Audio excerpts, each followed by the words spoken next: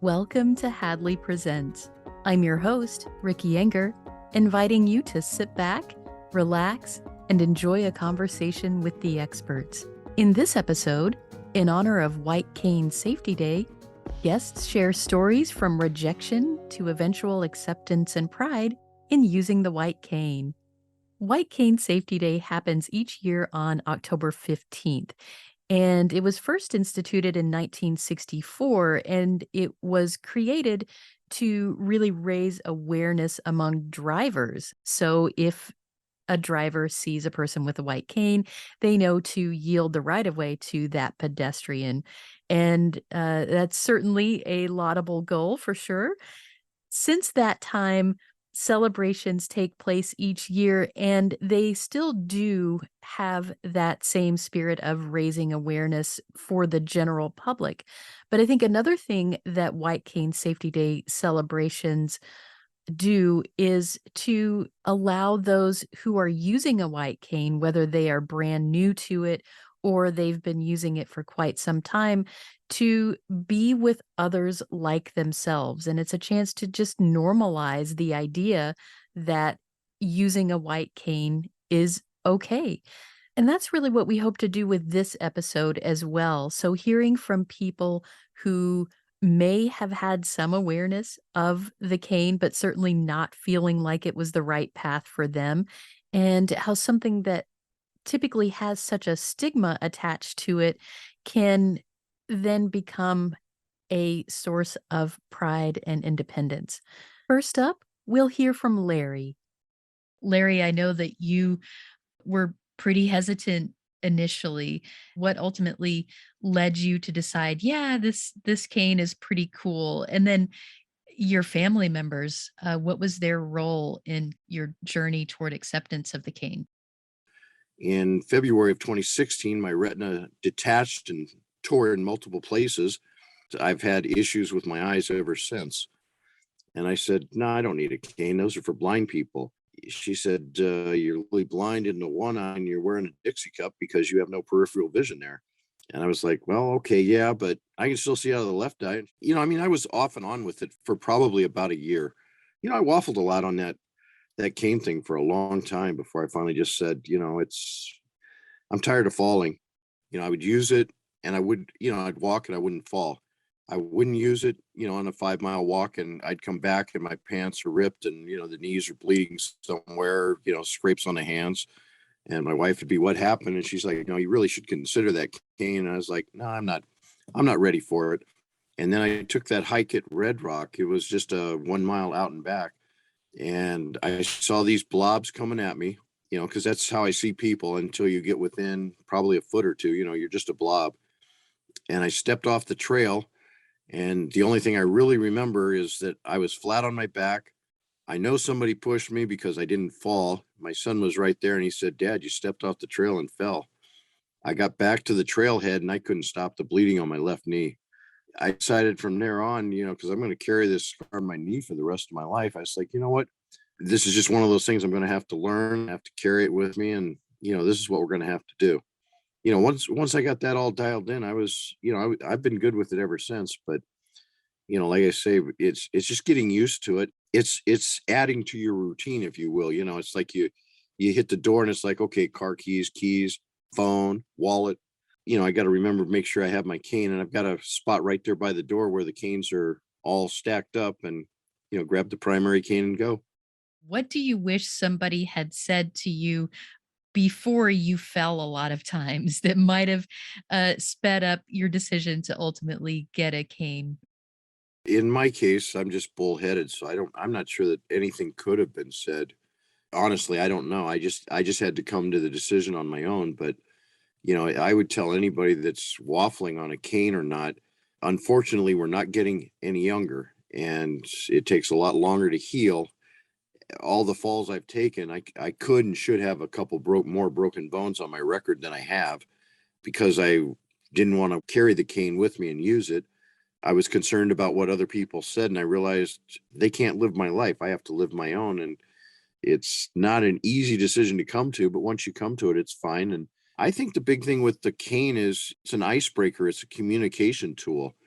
I can talk to people, because they realize, oh, this guy doesn't see that well. He's totally blind. And I inform them, no, I can see. I just can't define what I'm seeing. They're curious, but they don't want to ask that question. Well, why do you have a cane if you can see? And then when you tell them that, hey, I can't read the sign across the thing, I just kind of have an idea what it says.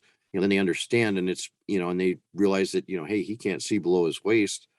It makes it easier. The next time they run into somebody with a white cane, whether it's me or somebody else, they'll also understand that guy's got a problem with his eyesight, and that's why he has the cane. What a fantastic story. Larry starts out feeling very hesitant and unwilling to carry the cane, and ultimately it simply becomes a part of his routine. And not only does he accept it, but he is engaged in educating others in what the white cane can do and what it's for. And sometimes that education makes all the difference in someone's decision to use a cane. And then again, sometimes you can know everything there is to know about using a white cane and still feel some resistance to doing so yourself. And that's what we're going to hear in Dory's story. I was diagnosed at the age of 33, which is 31 years ago, with Stargardt disease. And so, Stargardt disease is an inherited retinal disease that impairs central vision. It's mostly concentrated in central vision, and it is similar to macular degeneration. So, people who are going through age related macular degeneration, my progressive loss is very similar, mostly in the center. At the time, the changes were very slow. I will say that my vision has been changing always. It's always been changing, but relatively slow. I've only had a few significant, really noticeable, meaningful changes. And one was recently during the pandemic. I'm so glad that we have a chance to talk about this because vision loss is not new to you, but the cane is. So, what was that like?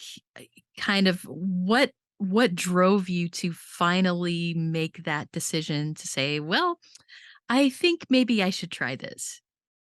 It was definitely a long time coming. And frankly, Ricky, I know so many people can relate. I hoped, the day would never come. I really did. And I know a lot of people with central vision loss, and most people, frankly, don't use canes. I pretty much thought you can navigate the world. You see what's all around you. What you lose is the detail in the center. So reading and identifying faces, I have no facial recognition. That is very difficult. But walking around the world is usually something that you can do.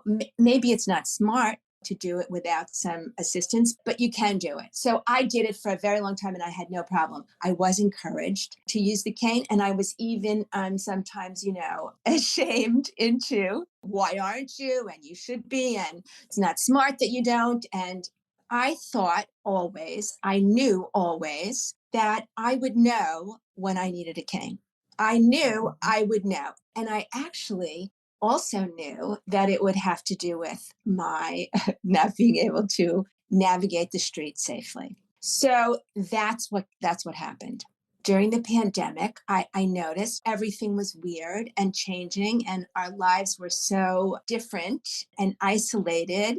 And I remember the day that I noticed first in the street, and then when I was in a supermarket, that things were really looking very different, that my vision had changed. So I knew it was time for the cane. But honestly, even though I knew, and even though I am a professional in this field, and even though I give great advice, right? Yep. I don't always take it. So, so I was resistant, to be sure. And it was for me a borderline, a boundary that I knew I had to cross it, but I still didn't want to. And that's actually an interesting aspect of this to talk about because I know that in fact there was actually a quote that you mention in your latest article. And it's a quote from another blogger. And she basically says, If I use a cane, I'm gonna look blind and people are gonna stare at me." And so can we talk about that? Not just the practical aspects of what does blindness mean exactly, but also that whole stigma around disability that still certainly exists. Oh, there's no question. It's stigma is a word that really came, and actually I received many notes from people and mentioning that this would remove stigma, and I hope that that's true. But yes, I was absolutely impacted by stigma, and it's so sad what really I think so many of us feel, and maybe we just don't articulate so easily. I must say, the most surprised with all of my resistance, and I knew it was coming and I knew I had to do it. And so I eventually did get on the phone and got the cane. So we were going out for a walk on this path that we go out to enjoy just nature. It's beautiful here. And a few weeks before, a week or two before, we had been on the path, and I was very uncomfortable walking on the path. And I thought, oh, I don't see the colors that well anymore. And now I can't even walk on the path so comfortably. And I was realizing that, like, little by little, I was shrinking down my world of independence. That was the worst thing. So I knew I had to do it. And it was a place I didn't want to go. I didn't want to go there. It was like, it was an advancement into a place I hoped to avoid. But once it was in my hand, and once I understood on that path, for example, like the walk I had taken there a week or so before was so different now with this cane in my hand. And I didn't have to worry about holding on to someone or walking behind someone so I could see what was happening. I just had to walk with this cane and accept the information it was giving me. In the next half mile, I would say I was amazed at what a difference it made for me so quickly, so quickly. The confidence and the security, the sense of security that it gave me back, lifted all of the stigma and the concerns about what people would think, and it didn't matter anymore because I found something that was so empowering again for me. And it changed a lot in a very short time. I have no regrets. It sits at my front door, open and ready to go. I don't go anywhere without it. I think that we all have to get to these places in our own time and our own way, and no one can push you when you're not ready to go. All of that stigma and resistance and fear, sadness even, it dissipated from me very quickly. And what I've gotten back is so much more powerful than what I was afraid I was going to lose. Wow, what an impactful statement that is. What I gained was so much more powerful than what I thought I was gonna lose. But Dory, like many people, did not start out feeling like the cane was going to be a good fit for her. There were reasons, both in terms of how she viewed herself and how she thought others were going to perceive her, that just added to that overall resistance. And I think that just illustrates so well that this decision is not strictly one of practicality, right? So there's a lot of emotional things involved as well. And you may have friends, you may have family who are pushing you to do this, but until you're ready to explore it yourself, it's just not going to happen. And once you do decide to take that step, so moving from thinking about it to more seriously considering, what does it feel like to have one of these things in my hand? I'm not saying I'm going to use it all the time, but I at least want to know this part of it. Then it's time to find a professional who can show you the ropes, so to speak. How do you hold it? Where can you use it? Who is it for? Can only certain people have one? So orientation and mobility, or O&M specialists, are the group of professionals who are best equipped to make that first introduction. And now we'll hear from Elijah Haynes, who is himself an O&M specialist, on how he introduces the cane to people for the first time. My name is Elijah Haynes, and I'm up here in Anchorage, Alaska, working at the Alaska Center for the Blind and Visually Impaired. And I am a certified orientation and mobility specialist, and a certified low vision therapist as well.